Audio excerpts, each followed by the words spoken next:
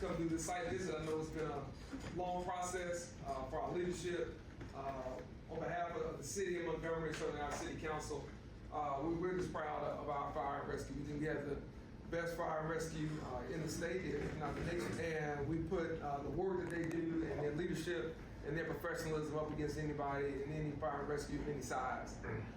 And that's why we have invested record amounts in this department. And much like we're dealing with in other aspects of public safety, you know, the ambulance carriers, we're dealing with some shortages as well. And with us having to, you know, assist them quite often, it made sense for the city of Montgomery to get into the space. And I think that it's been a positive move, not only from a financial standpoint. I think it's been a positive move from an organizational, but more importantly, we've been able to serve the public in a much more substantive way. And when you look at our response times, they're great. And I think when you look at the professionalism and the service that people give regardless of what their circumstances are, these folks do a great job. Good morning. Guys, I appreciate you guys coming in and help us with this process. We're very proud to be at this point. I think probably about 10, 11 months ago, I hit the staff up, Chief Carr up, and we talked about the CAAS accreditation. My buddy out of Mobile, Jeremy Landy, and I had talked on a regular basis. And at the time, we were providing ALS service, but we wasn't transporting. And so we kind of held out the transporting deal for a long time, but we were kind of thrust into it. But since we jumped in there. So after Jeremy completed that process and we got to talking, and Chief Carr said, "Hey, look, I think we've done a lot of it. I think it's going to be some months, but it's something that I think we can achieve and accomplish." And so my thing is, I want to make sure we're right of what we're doing. How we provide services, whether we're doing it good, whether we need to adjust some things.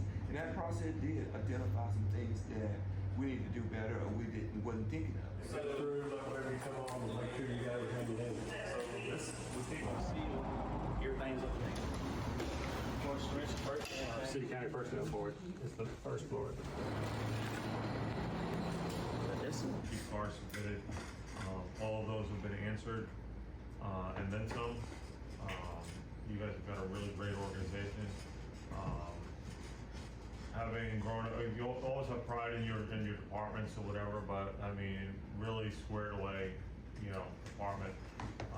As proud as I am of having been in the fire service in the Northeast, sitting here right now saying, man, I wish I would been in Alabama, because maybe I could have been a firefighter in Montgomery instead of in New Jersey. You're walking the walk, you know.